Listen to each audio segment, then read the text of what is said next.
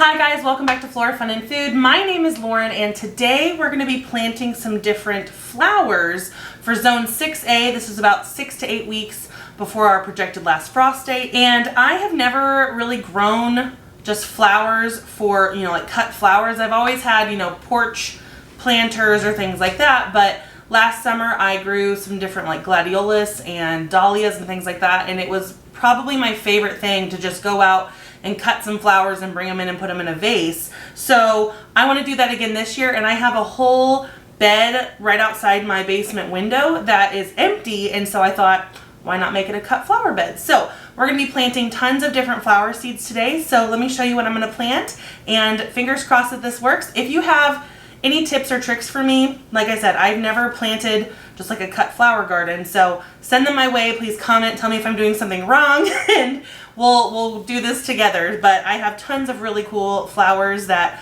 I hope are going to work. So let me show you what I have.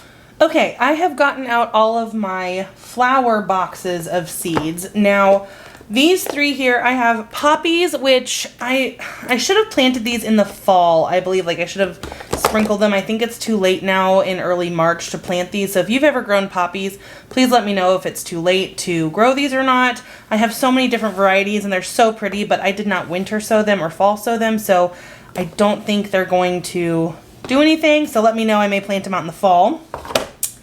Then I have zinnias and sunflowers. Now, zinnias and sunflowers will do just fine being planted out in the garden directly. So I'm going to save these for, when it's actually past our frost date, and I'll get them out there. So I have so many different varieties of sunflowers and zinnias, and this one right here, the Queen Lime Red, is one I'm so excited about. So we'll plant those out when the soil warms up just a little bit.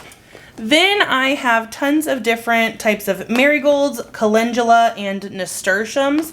I started nasturtiums last year, and I did get them to sprout inside and do all the, the things, but when I planted them out in the garden, they did not do well. Like most of them died off, but I also had a soil issue last year, so I'm hoping I can get these to grow well this year, because the ones that did bloom, the flowers were so delicious, and the leaves, and just I really want to use these for a lot of things. So as you can see, I have tons in here, so I'm really hoping that these grow too. So if you've got tips on growing nasturtium, let me know. You do need to scarify these, which means like either clip a little piece off the seed coat or like use a nail file, something like that. So these are a little more, time involved than other seeds. My last two boxes are just mixed flowers, so just things that didn't really fit into a category that I didn't have a ton of. So let's go through these and see what I have. All right, I have gone through all of my seeds and seed boxes here. I talked about each one, but it was too long, it was too drawn out. So I'm going to quickly go over what I found that can be planted around now. A couple of these I'm getting planted just a little too late, but I'm still going to try them. So here's what I've got. I have two different types of dianthus. These were just so cool. They're kind of like spidery. I don't know. They're just really, really gorgeous flowers. So we're going to start some of those. And then I'm not sure I'm saying this one right. Is this Gaillardia? I don't know. Somebody tell me how to say this one. These were just a really bright mix of flowers. Then I have a couple of different varieties of straw flower. I also have Oscar Asclepius. Again, guys, I'm so sorry if I'm butchering these, but these are really, really cool. The flowers are really nothing special, but the seed pods on these are so cool. They're like green and spiky, and they look like a balloon. So I really want to try and grow these. I've seen them in bouquets before, and I love them. Then I have some Tiny Tim Alyssum. Now, I did direct sow these last year in the garden. A few popped up, but it wasn't great. So I am going to start just a few indoors here just to make sure I have some good ones. These are really good for pollinators. They're a good companion plant, so I want to make sure I have some in the garden. Next up, I have Globe Amaranth, which to me, they just look like cute little pom-pom flowers. Same with these Crispadia. Again, I'm probably saying it wrong, but sunball flowers. They just are so cute. Then I have some Delphinium seeds, some Canterbury seeds. Then I have Cleome. Somebody tell me how to say it. These were so cool looking. I had never seen these.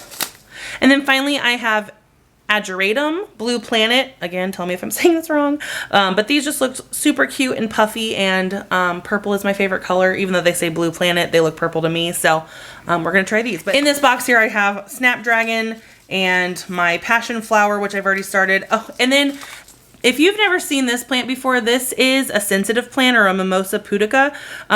These are really cool house plants. They don't do great indoors, but if you touch the leaves, they actually close up on themselves to look wilted. It's a defense mechanism for the plant so that animals and things don't eat them. But I had a full plant in my classroom, and my kids were obsessed, and they would constantly touch the leaves, and you can watch it close up on itself. It's really fast. Like it's kind of like a Venus flytrap. Like you can actually see the movement. And so my students would constantly be poking it, and we just had a lot of fun. So if you come across one of these, you should get one just for the novelty. Then this whole stack here is stuff that should be directly sown out in the garden, or poppies. I think it's too late for me to start those. Those were supposed to be sown out in like the fall. All of these we will do in a later video, getting them out in the garden directly. So these will go away for now. Let's pot up what we've got. Okay, so I only have a few seed trays left that are not being used. So I've decided to go ahead and plant the alyssum, the cleome, I'm not sure, the delphinium, and the Canterbury bells directly outdoors later. So we'll put those away for now, and then we will get these planted up. So we've got our dianthus, our Oscar, our double sunset gaillardia, our two different pom-pom flowers, I call them sunball and globe amaranth, our ageratum blue planet, and then 4 different types of straw flowers. So let's get those planted. As I'm labeling these here, I realized I had a double of the apricot peach straw flower, so I am actually going to go ahead and plant these. All right, our labels are on, so it is time to start planting. And I'm just putting about 2 seeds per hole here, just so that they don't crowd each other out. All right, let's cover these up. And again, we will spray it down with our spray bottle. And there you have it. We have tons and tons of flower seeds planted now. I hope these come up. Please, please give me tips and tricks. Like I said, I have never planted just a flower garden before, so send me all of your advice. If you enjoyed this video, please give it a thumbs up and head over to my channel to subscribe for more content like this. And I hope to see you guys again very soon. Thanks, guys. Bye.